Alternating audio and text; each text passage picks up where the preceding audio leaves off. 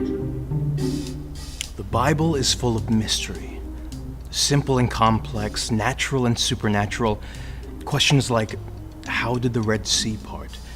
How did the walls of Jericho fall? And why are the pieces of paper that make up the Bible so thin? I've been fascinated with these questions since childhood, so I decided to become a BI, a Bible investigator. My first big break came when I stumbled onto the BLURF, a Biblical Latitude Ultimate Resonance Fluctuator. It's a time machine disguised as a cardboard box that helps me travel through time, and that way I can solve mysteries right as they start. Now, this particular mystery blazed right in when I was just enjoying a nice quiet lunch. And then I figured out that with the velocity modifications that I made was creating some sort of temperature vortex. It was just unsustainable, so I created a heat shield. Oh, a heat shield, that's nice. So, And then when I was thinking of heat shield, I said, heat, desert. How many times do I go in the desert and there's no place to hide? So with some technical figuring, I made a cloak of invisibility. I can hide the BLURF anywhere I want, or hide inside of it, and no one will know. Wow, cloak of invisibility, huh? Hey, I like the upgrade, but cardboard again. I mean, that is so last season. Well, that's why I added a cloaking device. I can make it look like trees, sand, camels. Right now it looks like a car. The BLURF 3.0. That is nice. So when I was messing around with the heat shield and the invisibility cloak, I realized something, that for a moment that there was a little temporal configuration in the space-time continuum that I saw it for just a moment, but I could have sworn that there was a time portal between biblical times and now. A time portal? Bixby, if there was a time portal between biblical times and us, and wouldn't people from the Bible randomly drop in wearing biblical clothes? I mean, come on, have you ever seen that happen? I don't think so. Oh, it just happened. Oh my goodness. Are you okay? Hello. Now, surely I must be going insane. This is the second strangest thing I've seen all day. What is this place? Why don't you come on, sit down a minute and sit. Yeah, and just rest a minute. And my name is Sally, and this is Theodore Bixby, and I assure you we are very nice people. So why don't you go ahead and just tell us your name, where you're from, and what year is it for you? Well, I am Athazar, servant of the great King Nebuchadnezzar of Babylon. It is the second year of His Majesty's reign. Now, I was in the middle of worshiping at the foot of the golden statue when suddenly everyone started shouting. Then I'd witnessed the most extraordinary thing take place in a furnace that I cannot make any sense of. So I was so amazed that I wandered the streets of Babylon in a daze trying to figure it out. Next thing you know, I fell into a pit and I saw you. Oh my. It is just as I thought. You said the second year of King Nebuchadnezzar's reign, right? Yes. Well, let's see. Daniel 3. Okay. Athazar, I believe you have literally walked into the future. The future? Yes, someone must have been irresponsible with time travel. I don't know who, I couldn't tell you. But I believe that you've walked from a time portal from Babylon to here. Luckily, you've landed in the one place that can actually help save you and bring you back to your time. Well, this has been a strange day indeed. First, the mysterious phenomenon I witnessed in the furnace, and then now I'm in the future. But you seem like a wise man, Theodore Bixby. Are you a wise man? I'm what you call a Bible investigator. I help solve mysteries from your time. Well, then I humbly request your assistance in delivering me back to Babylon and helping me solve the mystery of what I saw earlier in the furnace. A mystery? Please, please, please, Bixby, can we go? You can try all that fancy new stuff on the BLURF.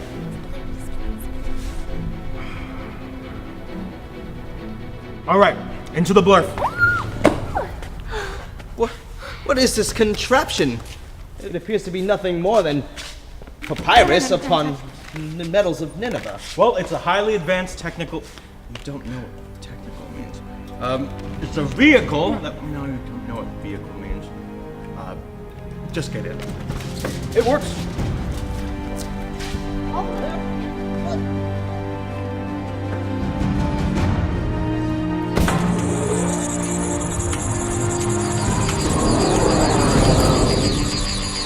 Well, now that was indeed the third strangest thing I've experienced all day. Anyway, here we are. Behold, the great city of Babylon.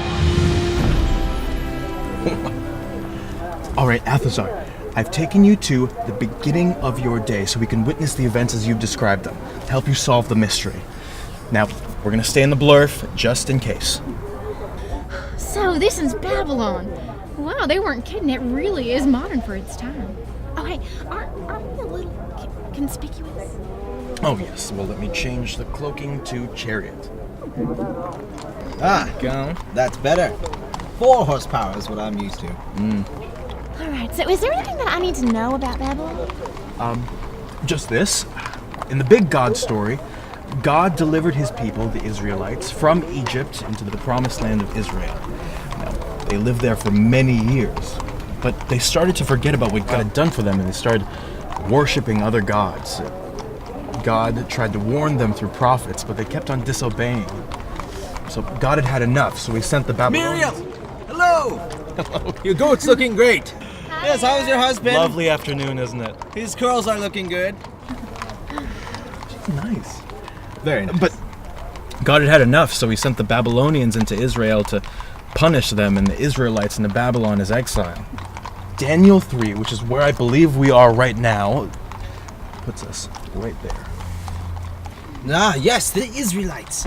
Our great King Nebuchadnezzar has adopted a program in which we train the best and brightest men of each nation we conquer so that we can send them back to their homeland to rule their people for us. In fact, 3 of those men are directly tied to the mystery that I spoke of. Shadrach, Meshach, and Abednego. Ah! Here we are. This is where it all started. Whoa. That is tall. It's so shiny. Behold, the golden statue. He made this glorious image made of gold so that the rest of us would worship it. And you don't mind just worshiping this statue thing? Mind, I have no choice. His Majesty King Nebuchadnezzar has decreed that everyone should worship it when they hear his fanfare. In fact, the fanfare should start soon. You will get a chance to worship it yourselves. Oh, I am not worshiping that thing. What do we do? Oh, did you say that there was an invisibility cloak or button? So now you're interested in my cloak of invisibility. Oh, hush, I'm just turning it on before the fanfare starts. Okay, just don't backseat blurf. Let me just get it here. Are you certain that no one can see us? Fairly certain. Okay. Everyone is worshiping. There's King Nebuchadnezzar over there. Listen to what happens. Nebuchadnezzar, 3 of your esteemed Israelites, Shadrach, Meshach, and Abednego, they're refusing to bow down to your statue. What? When the fanfare plays, they just ignore it and do whatever they were doing. How dare they? I have issued an edict. Oh, we'll get them to bow to the statue. Bring them here to me now. You men, is it true that you will not bow down to this statue? Oh, we'll see about that. When the music plays, either you will bow down and worship the statue, or I will throw you into a blazing, hot, fiery furnace! Then, who will rescue you? King Nebuchadnezzar, we don't need to defend ourselves to you. If you throw us into the furnace, the God we serve is able to deliver us from it, and he will deliver us from your majesty's hand. But even if he does not, we want you to know, your majesty, that we will never serve your gods or worship this image of gold you have built. Outrage! How dared you? Turn up the furnace! Make it 7 times hotter than usual. Throw them into the furnace! King Nebuchadnezzar is very serious about his statue. That furnace over there is very dangerous. It is so hot that when someone approaches the heat, from a distance it will kill them. It's usually used for melting metals and making bricks. When he threatens someone, they usually do what the king says. I can't believe that the men of Israel would fear their God more than the great King Nebuchadnezzar. I've never seen anyone say no to His Majesty. And they're heating it up to 7 times the normal heat. Oh, goodness. Oh, Bixby, didn't you say that there's a heat shield on this thing? Can you please turn it on? Yes, Indeed. Sally, you remembered. You were listening. I'll turn it on just for you. Oh, my goodness. It is hotter than bacon on Sunday in here. Look, here is where the strange events begin. They're turning the heat up. If I remember correctly, this is when the 2 men who were charged of throwing them in die from being so close to the flame. So here are the 3 Israelites, Shadrach, Meshach, and Abednego. Look, their hands are tied and they're fully clothed. There's no way they can survive being in the furnace. And yes, let me check. 1, 2, 3. Yes, there's only 3 of them. They're throwing them in. Oh, I can't watch this. They don't deserve it. But you see, they shouldn't even be alive, but there they are walking around in the furnace. What hell on earth? Not only are they walking around, but there are 4 men in there. Didn't we just count 3 men getting in? But now there are 4. I think King Nebuchadnezzar can see it too. Can you hear him shouting?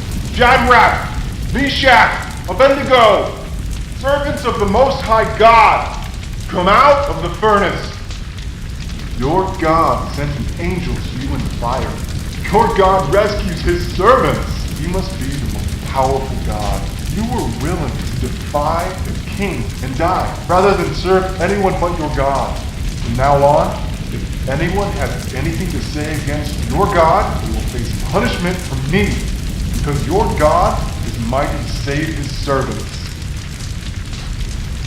How do you explain this? How do only 3 men enter a fire, 4 men walk around without even being burned, and then 3 men leave without even smelling like smoke? Well, Athazar, I think even King Nebuchadnezzar solved this mystery. You see, the God that these men serve saved his servants from the furnace. He is more powerful than any king, any fire, any punishment that they can be threatened with. Shadrach, Meshach, and Abednego knew that obeying their God was the right thing to do, even if it meant disobeying their earthly king to do so.